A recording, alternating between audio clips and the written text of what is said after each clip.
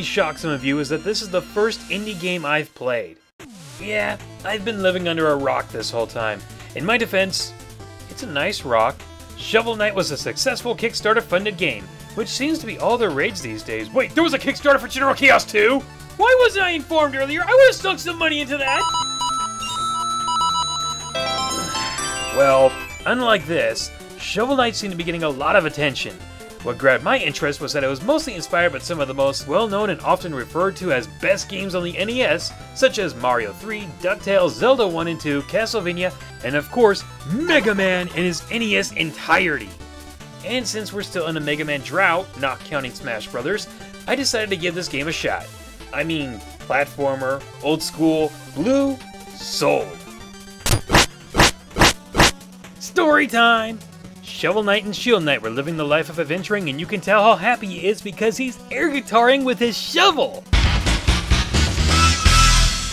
But sadly, all good things must come to an end, and Shield Knight mysteriously vanishes in one of the towers they explore. Sometimes, I hate you, plot. With his will trampled on and buried 6 feet under, Shovel Knight goes into despair, while a new foe, the Enchantress, and her Knights of the Order of No Quarter rise to power and seize the land. Feeling that there is something else behind all of this, Shovel Knight gets back into the action. While the story isn't meant to be groundbreaking, you'll realize it's not about the plot, it's more about the characters, as well as some of the others you'll meet on your quest. In that sense, it works just fine, as it feels like there's an extra sense of depth buried beneath the context. I can dig it. So, as I mentioned earlier, Shovel Knight is basically a fusion of many NES classics. You have an overworld map like in Mario 3, and challenges come up from time to time like some secrets in said Mario game. You can pogo bounce off of enemies and rocks like Scrooge McDuck in the NES DuckTales, and yeah, it's only one thing, but you'll be doing that a lot, so it's very noticeable. It more or less follows the formula of the Mega Man NES classics, meaning that you go from point A to point B, with the B usually meaning boss fight. For the first 8 main levels, you'll face the Knights of the Order of No Quarter, with all of them being named after the theme of the level, like King Knight because you went through a castle, or Spectre Knight because you went through a graveyard, or Plague Knight because you went through a chemistry set. However, unlike in the Blue Bomber games, you don't collect your fallen enemy's power. But that doesn't mean you're only allowed to jump, pogo bounce, hit enemies, dig up piles of dirt, and do whatever it is this is supposed to be. The stages have numerous secret areas, with one secret area that contains a chest with the character Chester inside of it, who will then sell you an item that allows you to have a new ability at your disposal by pressing up and attack. Kind of like finding items in Zelda 1 and 2 dungeons, except they're not required, but you have to pay for them. If it wasn't for the fact that it's finders keepers, I'd let him stay trapped inside that chest. Some of these new abilities are, but not limited to, throwing fireballs, creating a unicycle to ride on, and having a dash attack that can also work in the air. However, to use these, you'll need to use your magic potion. That's one of the best examples I could find for its connection to Castlevania. You know, heart ammo. Oh, and secrets hidden in the wall like health restoring chicken. Can't forget that. On the overworld map, you can go to towns and talk to other people like Zelda 2, except you can buy items, or increase your health, defense, magic, and more, as well as upgrading your shovel and armor to have new abilities and color. Of course, none of this stuff is free, so when you're in the levels, dig up the dirt, slash open some chests, take on some of the extra money challenges when they appear on the map, go for the item challenges, or break your checkpoints to get some more Jula! However, doing that destroys your checkpoint, obviously, and if you die, money bags fly out of your pocket. And if you don't retrieve them, or die on your way before you can get them, they disappear, you'll never get them again, and you'll have to get the new money bags that flew out. Just because there's no life count or game over to worry about, doesn't mean you should be careless and dig your own grave.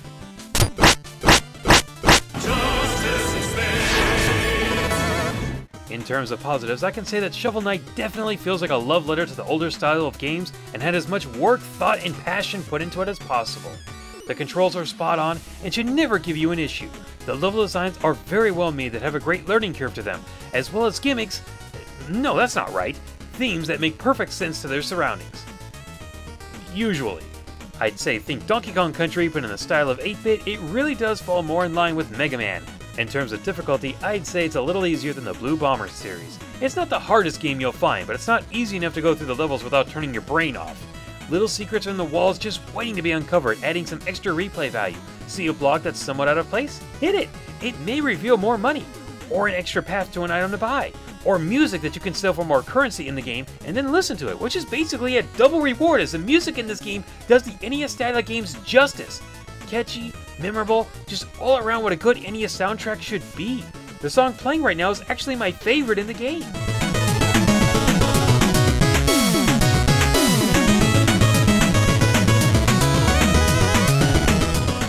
If you didn't feel like moving to that, chances are you're dead on the inside.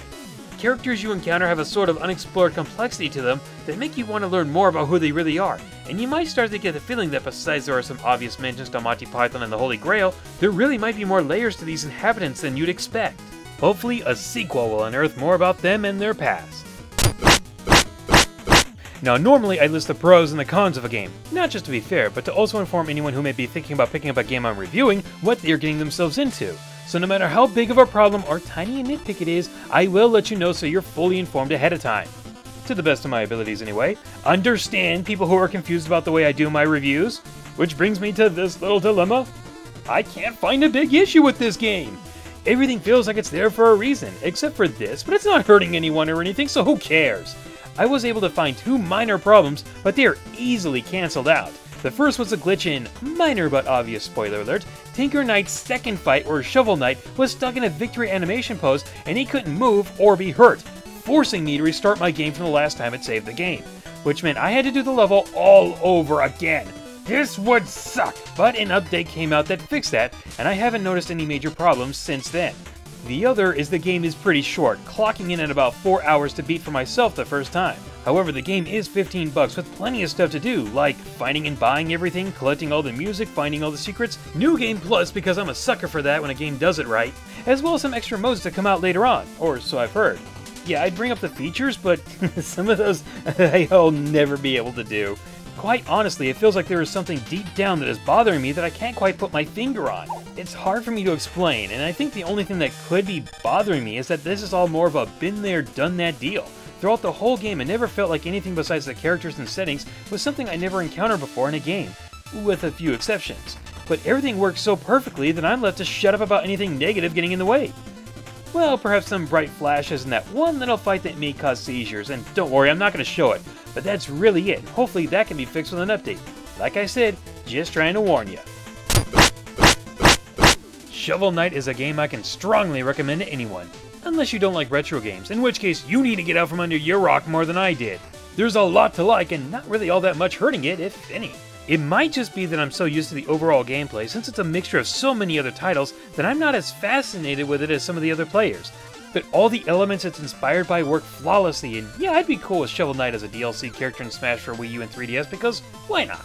As unlikely as they may be. I've also heard that Yacht Club, the people who made this game, would like to make a 3D Shovel Knight platformer, and I would love to see them do so in an N64 kind of way, all low polygon and such. I'm hoping this game doesn't become a diamond in the rough, and becomes more than just being a cult classic covered beneath the shovelware. A 5 out of 5, it's a great game to add to your collection. With his will trampled on and buried 6 feet under... You know, when I first heard that your weapon is a shovel, I thought that was a little ridiculous, but then it hit me. Head plus shovel equals concussion, so yeah, that's pretty effective for a weapon. Hey, I just heard this game won Best Indie Game at the Game Awards this year. Also, we saw more Zelda Wii U, and Mario Maker has at least 4 different Mario styles, but we didn't see Star Fox. But hey, at least Shovel Knight got more attention and an award, so you go, Shovel Knight. Even though it's not Mega Man, I still have a hard time accepting the fact that I don't collect the power-up from beating a boss in this game. It just feels so weird, you know?